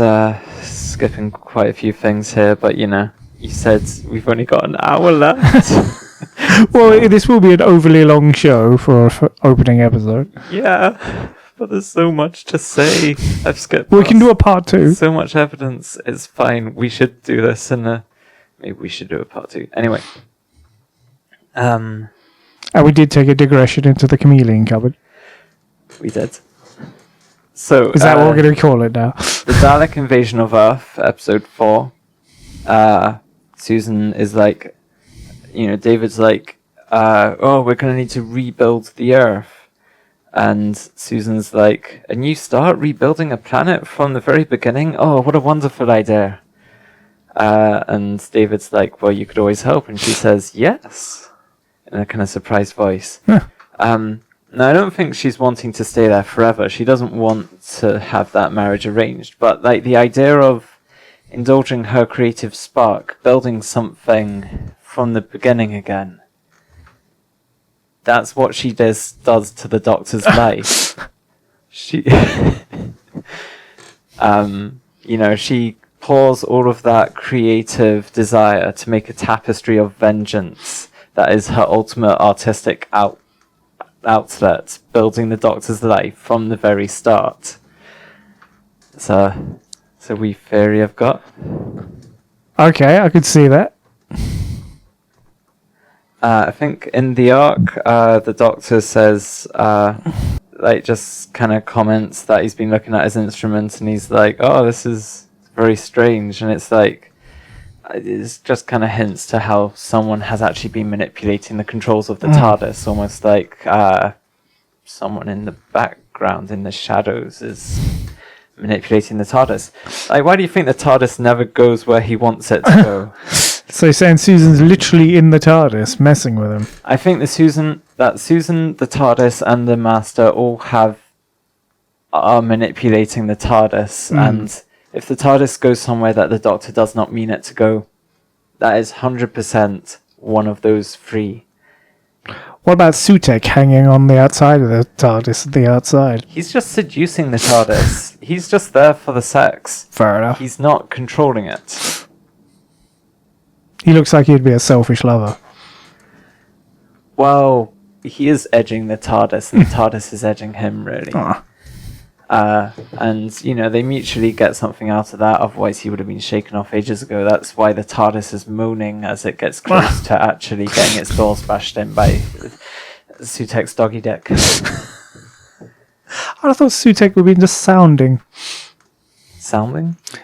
Google it at your peril. Alright, I've got a miscellaneous, barely related things. She's the mother god of TARDISes. I've suggested that Mrs. Flood is Susan with very spurious evidence. Susan is a witch. In the pilot, the true version of the events of what happened. You know how Susan just does a sort of ink blot thing, like a Rorschach thing, and gets freaked out? I think for no reason that I can remember. Yeah, there's no clear reason. So she's clearly being some sort of witch. And she's kind of looking at it kind of like a Rorschach test, and she seems to be reacting to it almost like it's a kind of tarot card prophetic thing. Yes. So like a Rorschach test is obviously kind of like a mirror, and it's telling her something about the future or her current situation. I think she's sort of seeing what she will become, getting some sort of hint of that. Maybe it's telling her that she has to stay here and not leave in order to avert this. Yes. And, the Doctor messes that up despite her very sincere, intense attempts to stop him from taking them away from that place. So maybe she just finds out a bit too late that there was something that she might be able to do to evade it. Alright, I'm now going to go for a jobby. Why don't you tell people what you fucking think of this amazing theory? Tell them how swayed you are now compared to how you were swayed. I have to confess, it has a certain gravity. I don't 100% believe it, but I wish it were true. I wish the whole story of Doctor Who was a really revenge for relatively petty things, because I'm a petty man. But yes, I do not think this theory holds water just yet. But you never know what Lucy may be able to pull out of her hat towards the end. Why don't you write in and tell us? Because what the world needs is another Doctor Who podcast, because there's not nearly enough of those in the world. Hello, if you're watching this at home, in the comfort of your living room, or in the bombed out remnants of humanity, and this is the only entertainment left in the world, centuries from now or months from now. So moving on to the final section of this podcast. Okie dokie. Questions. Oh, I have many. Oh, what are your questions? Well, I think I've asked them throughout the course of the podcast, in all fairness. This evidence is based mainly on conjecture, no firm evidence. I have so much evidence of the slights he has done, specifically to Susan. I'll say yes, evidence of slights, but not evidence of Lucy? Evidence of Susan's revenge. Who's Lucy? Yeah, well, this is the thing. During my recent watch through, I uncovered this stuff, but this is like the evidence for Susan's revenge.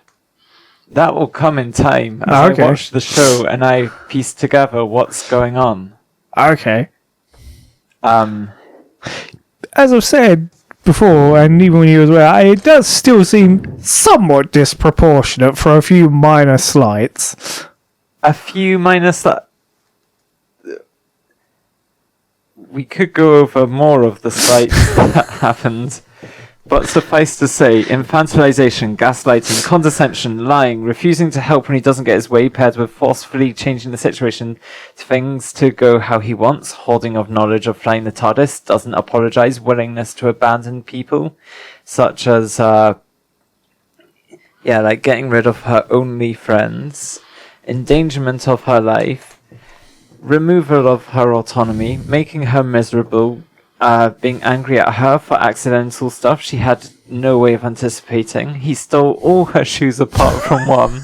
Like, that's the one that's stuck in your craw, is it? Yeah, that probably digs at her, you know? It's like, it just epitomizes to her everything. Like an arranged marriage, the most crystal clear aspect of her characterization, her hatred, her utter disdain for arranged marriage, is done to her by someone who's supposed to love her. Yeah. Yeah, goddamn. And also being a controlling smug git. Yeah, that would turn anyone,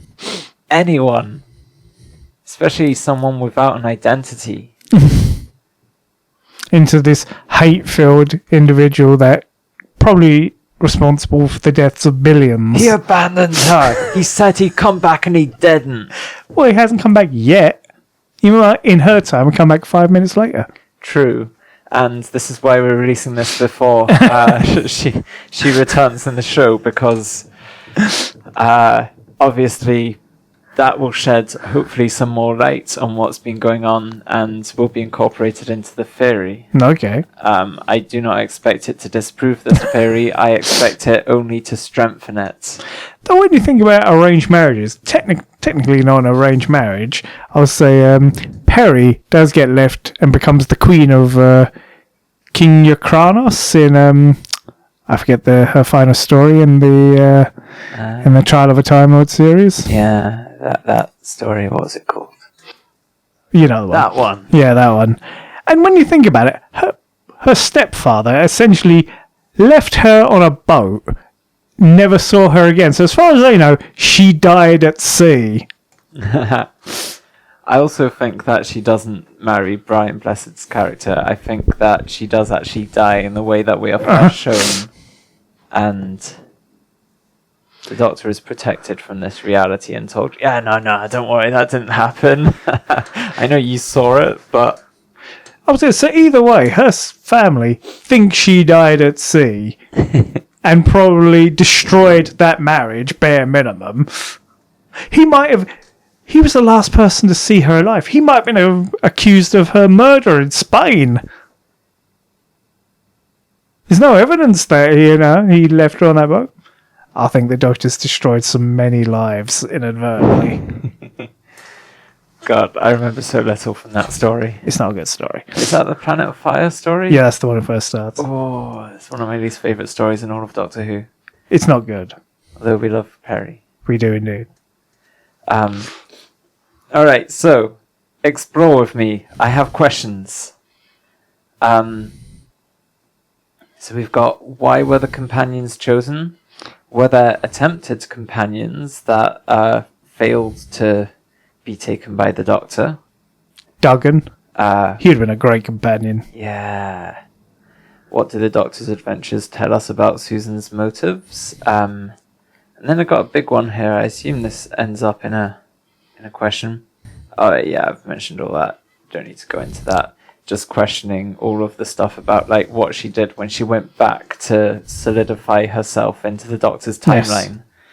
Yes. So, just before we move on to the question of what kind of points Susan is trying to make with the companions, obviously not all the companions were chosen by Susan, but I imagine the vast majority were. Yes.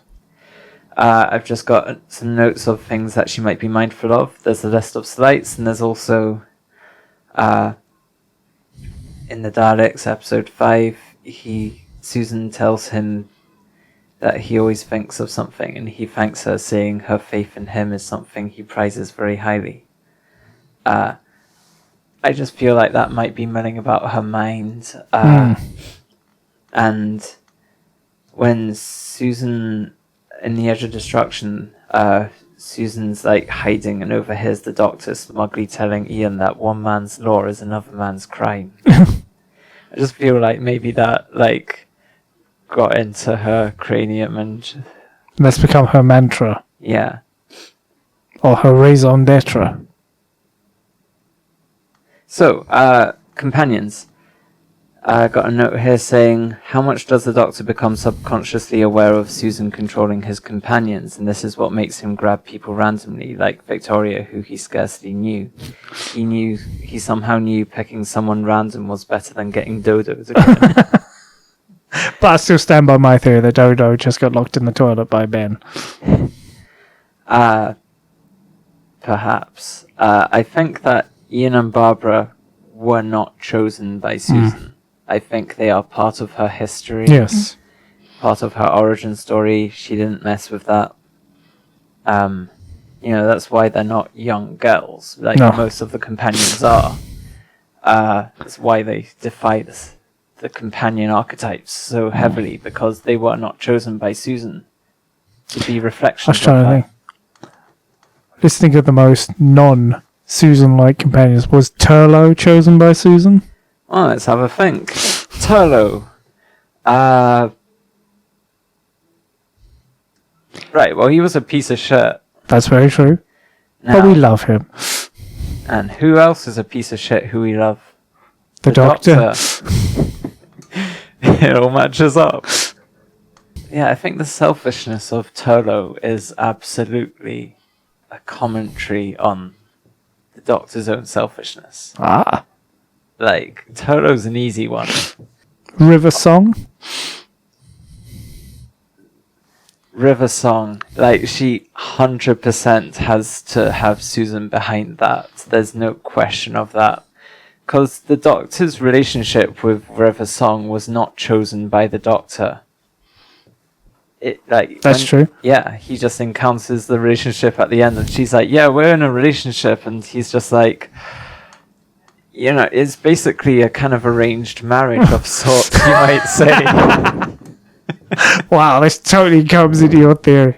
Yeah, exactly. This is why I think it'll be really fun to theorize about the companions with you, because I haven't properly thought about this yet. So this will be our part 2, and it will go through all the companions one by one. Well, I think this is just the end of the episode, is when we chat about the companions. Okay. My note on Stephen is that Susan crashed his ship, marooning him in the place where they pick him up. Oh yes, on that ship, yes. On the planet with the sex fungus.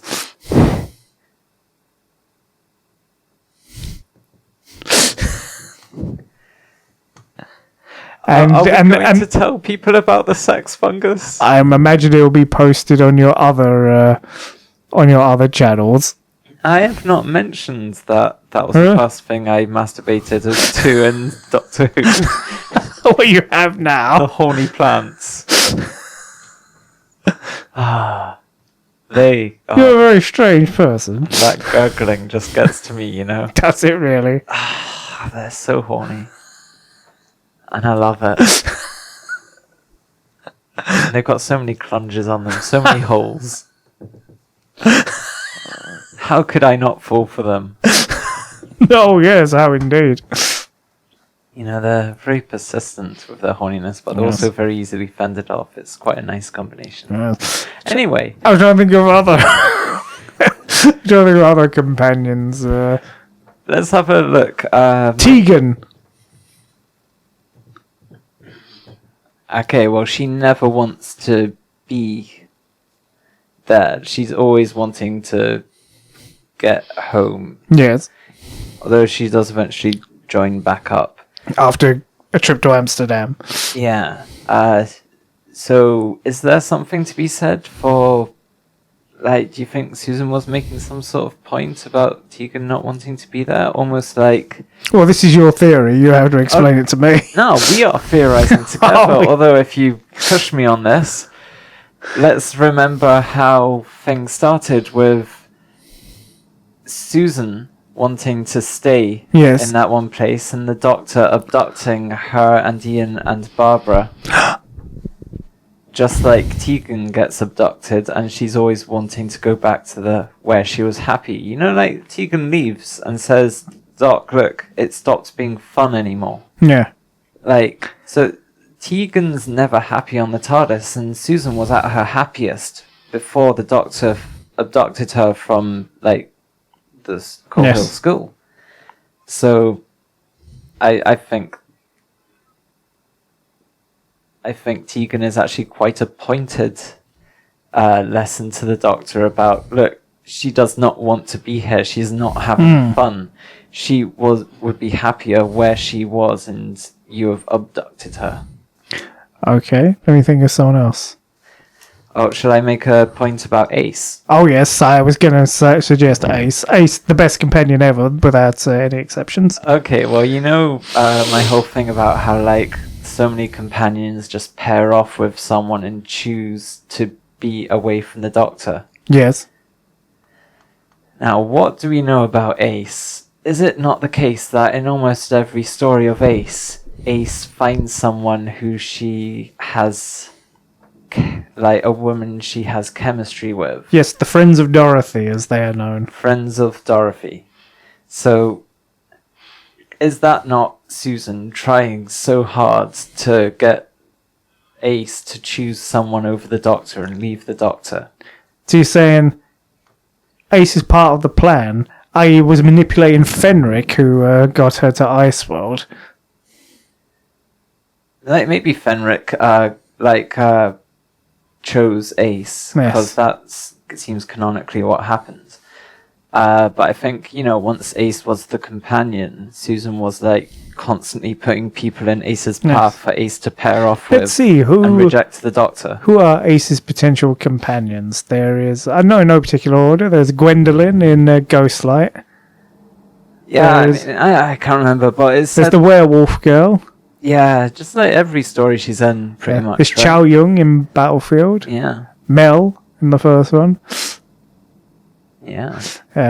Who else? I think it's very interesting just how nakedly obvious what Susan's trying to do is with that. Just wanting people to be like, yeah, okay, bye, and not give the Doctor any option in it. Like Liz Shaw. Liz Shaw.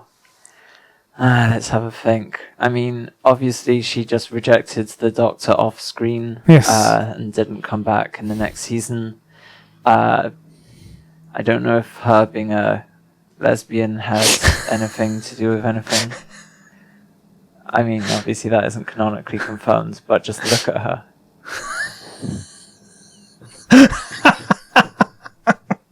Okay. Well, Captain Yates is canonically gay. Canonically? Yes, in the extended media, he is shown to be gay. I don't count the extended media as canon. Well, it is kind of just confirmed. Essentially, he retired from UNIT and runs a tea room or something. I forget, but I don't know if like Liz being a lesbian really has anything to do with the needling of the Doctor, though. Right, what is there about Liz? She's a scientist, so she's competent, much like how Liz. How all lesbians are.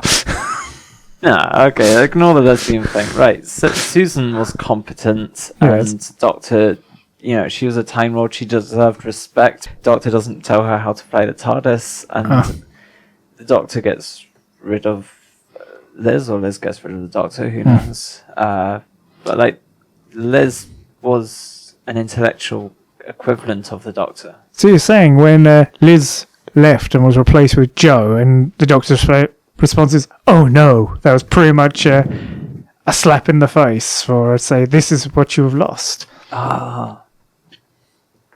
Yeah, do you think Liz was not orchestrated by... Well, maybe it was like a sort of like, you get Liz for a short while, and then you get this person who... Like, Jo is very clearly placed by Susan. Like, she is foisted on the Doctor. The Doctor's like, oh no. So what can we say about Jo? Obviously... To bring him back to his old sexist ways? Go on. Well, he does act, I would say, in the most stereotypical way that people criticize classic Who for. The "don't be a silly girl." I don't think he actually says that, but that is kind of the attitude he has towards her. He is still your commander, as he says in The Demons. Yeah, Pertwee has an interesting relationship with authority. He does, yes. Technically a part of the military, but... yeah, he doesn't like authority over himself, but he... doesn't mind it having over others. He loves authority that people have over each other, like in Inferno, when you get the parallel world without the royal family. And he's just like, pity, such lovely people. And it's like... Wait, no, it would be good if we got rid of the royal family. What are you talking about, Pertwee? Anyway, right, what are we talking about? Jo. Why? Yes. Obviously, Jo chooses someone else over the Doctor. Oh, yes, the Welsh scientist. The Doctor just kind of leaves without even giving her the option, almost like he just knows that she's going to choose this guy over him. Yes. Almost like just the universe has been doing this to him. He drives away sadly. I mean, like, Susan must have just been watching him drive away sadly and just been loving it. Just like, yes, this is the culmination of... Yeah, you loved Jo, and now she doesn't give a fuck about you. Then there's Sarah Jane. Sarah Jane, what's there to say about Sarah Jane? Obviously, she needs her own episode to Sarah Jane. She needs a whole spin-off series to Sarah, several of them. She returns in the Doctor's life. She does. I don't really know. What is there to say about Sarah Jane? I find her one of the most boring comedians. I am flabbergasted. My ghast is officially flabbered. Banal. Harry. Nondescript. Oh, Harry. Yeah, nondescript as well. I mean, Harry's... he's a bit sexist. Oh, yes. What's that, old girl? So, like... I love Harry. Good for you. I mean, he gets ditched pretty quickly, doesn't he? Doesn't he just quit? Says, no, I'll take the train this time, Doctor. In Terror of the Zygons? Yeah, but I don't think he was expecting to just be ditched by the Doctor. Was he? Oh, I've got some notes on Vicky. Vicky, oh yes. I've got the note says, I'm pretty sure Susan crashed her ship. And then, does Susan have a way of knowing what will happen to companions? Like, did she want to show the Doctor what it's like for someone to choose to leave the TARDIS for love? Presumably she has been throwing men at Vicky until Vicky falls in love and pisses off. It was probably super hurtful to see how much more the Doctor cared about Vicky than Susan. Oh, that's interesting. Alright, let's look at these companions. Okay. Should we pick anyone? Okay, let's pick Leela. Leela, ooh. Another one who leaves for love. Yeah, she leaves for love. I feel like she doesn't... I don't feel like Susan really placed Leela there. I think, like, in her original story, it seems surprising that the Doctor takes up Leela, you know? So I think... Yeah, I think more the kind of leaving for love is maybe, like, the way Susan gets at him there. Like, there must be more things that Susan does than just arranging marriages all the time and having people actually leave for genuine reasons and stuff. What say Lily could say is to teach the Doctor to lapse back into immorality, because Leela does flat out murder a man in Talons of Wing Chiang and gets barely a telling off from the Doctor.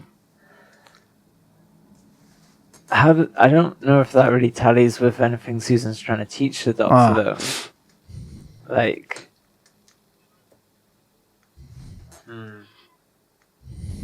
I think there's probably a reason why Leela's quite an outlier. No. I don't think Susan had control over that one. I think Mel, like, we don't even see how she meets the Doctor. No. Much like Susan, in your theory. And she doesn't leave for love, she leaves to straighten up her Sabalong glitz. I suspect they might have had an arrangement later on. So they do stay together for the rest of his life, so, you know. Oh, yeah. Well, he dies at, the age of 108, slipping on a bottle or something. Oh, you know, I have a nice theory about, like, you know how, well, I guess you haven't seen, like, are you familiar with the shipping of 13 and Yaz? I'm aware of its work. Okay, so basically, just when the Doctor's like, oh no, I've been lasered to death and I'm going to regenerate soon, she's like, she basically just tells Yaz to go away. There's no real explanation of it. She's just like, you know what this means, right? And Yaz is like, yeah. So I think the Doctor is kind of sick of just seeing everyone die, because like in Twice Upon a Time, the Doctor's like, yeah, like, being immortal isn't living forever. That's not what it's like. It's like seeing everyone else die. It's like a battlefield where you're the only one there because everyone else is dead. And the Doctor's basically like, okay, I'll spend my life with you, but I won't spend all my lives with you. So the Doctor spends her entire life with Yaz and lets it end before she's standing over Yaz's dead body. Kind of like what the Doctor was trying to do with Amy and Rory at the end of season 6, but then didn't have the follow through, and they ended up semi-dying to a weeping angel, you know. What else we got? Romana was just foisted upon her, admittedly by a guardian. But yes. Romana 1 and Romana 2. Do you count them as separate characters? I think they're the same person. Yeah. I like how Romana 1 just like sees the Doctor as just some sexist like guy, bumbling idiot. Yeah, just doesn't have a clue. K9. K9. I kind of think in his story he probably wasn't placed. I think because he was just like the pet dog of this guy who's just like, you know what, Avon. He's a heap of junk and inexplicably popular. You know how K9 keeps dying after a while? Yes. Well, aren't there several K9s? And then there's that horrific Australian one you showed me. Yeah. But yeah, like, there's like just seasons where every story, like, K9 just gets killed in a different way. I think that maybe Susan didn't like the fact that K9 was there. Maybe because K9 was too smart and didn't want the Doctor having someone who is actually smart there, because the Doctor's not as smart as everyone thinks he is. Yes. And K9 being there just, yeah, like, he wasn't misogynist to a robot dog. No. He wasn't ageist to it. I think he was probably a bit robophobic to it. But overall, yeah, I think Susan had it in for K9. Well, I can understand that. Do we want to look at any more? Let's see. I don't know much about the later ones, so I can't really venture comments. Okay, one of my inexplicably popular ones, Ben. I genuinely do like Ben. Yeah, I like Ben too. God blimey, Doctor, watch this! What can we... I'm a cockney! What is there to say about Ben? What isn't there to say about Ben? So they meet in a club, right? The club? They meet in the club. I don't really know what there is to say about Ben. I think Ben is a factor of the goodness in the universe. How does he leave? I don't quite recall. Because they leave in the airport, faceless ones. They just leave when they can. They're just like, oh, we're back in our time. Yes. Bye. Maybe that is just part of it. The whole just someone... Like, how does it feel, Doctor, for someone to just be like, oh, I don't want to be around you anymore. Bye. Ben, we hardly knew you. Yeah. Katerina. Well, she dies, so, you know. She dies, but... makes a big impact. Does. Much like Adric. Yeah, I can't really see much of the hand of Susan in that. Like, unless Susan helped the person who killed Katerina, like, get on the ship so that they could take Katerina out, because Susan didn't plan for Katerina. I don't know. Like... Yeah. Trying to think of other... Maybe Susan helps keep companions alive long enough for them to actually reject the Doctor. Yes. So, like, if she didn't actually choose Katerina and she's like, nah, okay, like, I'm not going to be helping you, then Katerina's just, like, dies so quickly, like most companions should. Which implies that companions are actually being kept alive by Susan. So she's the one keeping them safe or not. Yeah.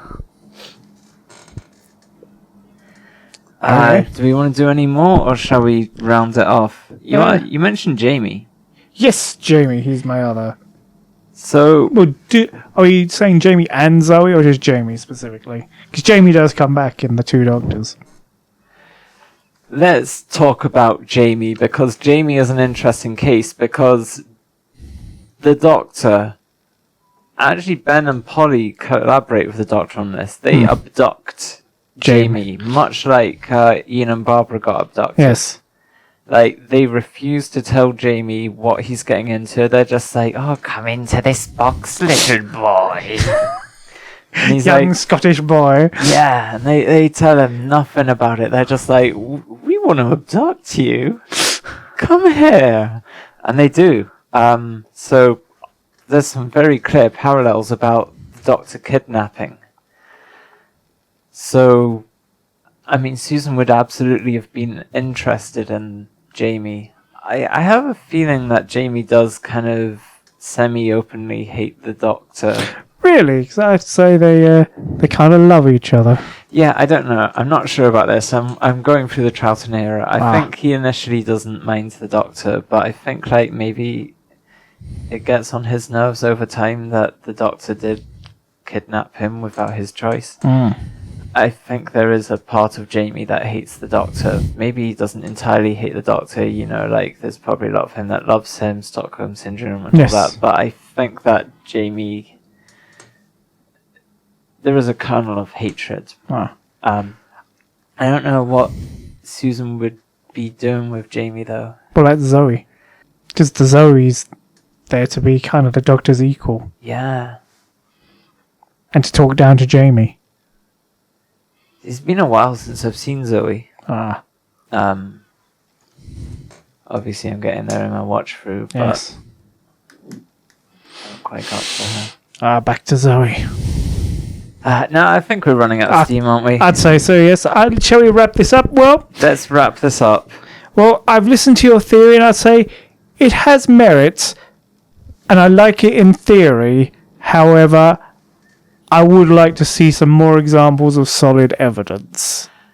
I mean, we had to skip out some evidence there, but... Well, we can do that in a supplemental episode. I'm sure there'll be so much more information I come up with. Shall we throw out an email address to listeners at home? It'll be this one. LucyGooseyLicious@gmail.com. Right, so I think I will provide a Lucylicious believability rating for this theory. And I will do a Ross believability. Right. Theory. Out of 10 are we doing this? No, out of 100. Okay. This is how much percentage believability it has. Okay. I will give it... I mean, I'm incredibly convinced by this. This is just canon to me. Okay. So, like, for me, I 100% believe it. But in terms of, like, how much scope is there for it to be unbelievable... I guess there is a conception of the show where this isn't the case. Like, it's not like the chameleon thing, whereas there's no... The chameleon thing which is 100% true. There's no other explanation for why a chameleon just isn't there after they pick them up. Well, he dies. Yeah, eventually they lose chameleon when they die. And, like, what are they doing in the meantime? All these adventures with chameleon, you know, that's, like, a very clear-cut... Whereas this theory, it is believable that it's not the case. But you've got stuff like the first cliffhanger with that shadow. Yes. The shadow that is not the caveman. Who is it? It has to be Susan. Like... Surprisingly broad-shouldered Susan. Look. Hey, she may have it's regenerated. Almost like she can change her form. Yes. Over time. I don't think that is an issue. Right, okay. I will very generously to the naysayers give it...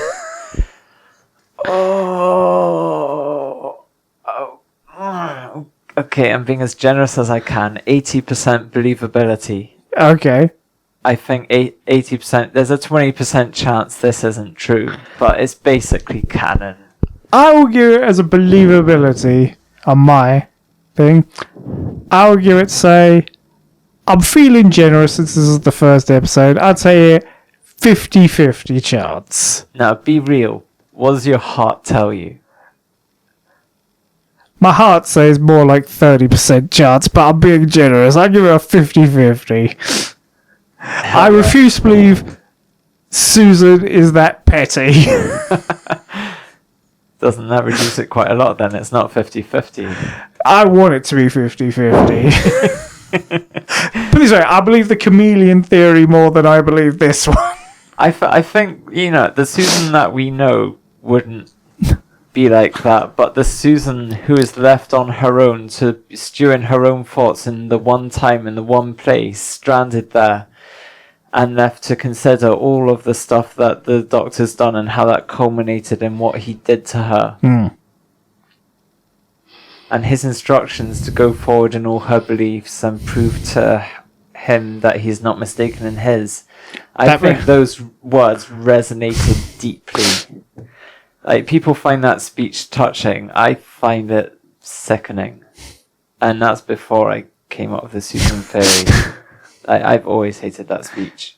Oh. He is just a nasty piece of work. And he's just, you know, like, it's like at the end of Edge of Destruction when he's like, you know, Barbara, if I wasn't just a misogynist to you, you wouldn't have used your irrationality to actually come up with. I remember you saying. So, yeah. Same energy. He's been so self-congratulatory for how bad he's being. Anyway. I still say 50-50. Alright, well, it has been an excellent chat. So out of a potential 200, this is a believability theory of 130. I guess if we combine them and just go for the midpoint. Yes. What did I go for? 85? You said 80, didn't you? Or 85? So Sure, 80. So what's the midpoint between 80 and 50? that would be 65? something like that, yes. So it is more likely than not. Admittedly, Well, this is completely scientific. But I'm yes. very convinced by most of my theories, but that is because they are backed by evidence. As evidence with a small e. Laugh not, lest ye be laughed. I don't think that's the quote. It's my quote. But I am judging you, lest I be judged. We're oddly biblical in this episode. Well, when did we bring up the Bible? Lilith with a... Lilith, laugh not when ye be laughed. Whatever What else. Anything else? I think our lengthy digression into Lilith was a bit of a... Yeah, I mentioned something about me being given the insight by God. Did you really? Yeah, I was like, I mentioned how I have like special yes, insight you into did. Doctor Who given to me by God. Yes. You could kind of call me a messenger of God, and you would not be wrong. Oh, you can bring that up into your next... Well, I'm sure my mum would consider me a messenger of Satan. The true God. But I mean, yeah, the true God. Yes. All lesbians Worship Satan. worship Satan. That's the take-home point. 100%. I have a feeling believability. lesbians might be offended by It's that. not even... I mean, I'm lesbian. Bisexual lesbian. But lesbian, woman who loves women. And surely you represent all lesbians. Look, you do gain a certain level of insight. And Spiritual it is insight. without question. It's not even a theory. Alright, I'll believe you. Millions wouldn't. Alright, goodbye, folks. Goodbye, folks at home. Join us next time for maybe... Please join us next time. Oh, God. Please, we're so desperate for affirmations. So I don't have super loads of Megatheories, so like this will be I think we probably- covered several in this. Yeah, there's like one Megatheory that we didn't even touch on, which Well, is... that'll be the next episode then. So keep it. Let's put some time between the Megatheories. Yes. Like, I want this thing to be like... Are we still recording? Yeah. Oh, yeah. Did you want to- I want this to be, you know, most story episodes I want to just be like, hey, let's just look at some of the theories I've come up with. Just have a bit of fun looking at them. Most theories do not have this extensive amount of stuff to talk about. Yes. Like, we had to skate over a bunch of stuff in this. We could do a supplement. I do have my theory that Sergeant Benson is the greatest shot in the history of the British Army, but that's the... Oh, I think I have a theory about that. What were you going to say about it? Well, when he does that shot in the Demons, hits the weathercock with a handgun, and he must have clicked on the side to make it spin. That is an Olympic level shot he just did.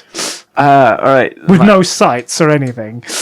My theory in relation to someone who's just like got perfect aim is Lieutenant Carstairs from the War Game. Yes.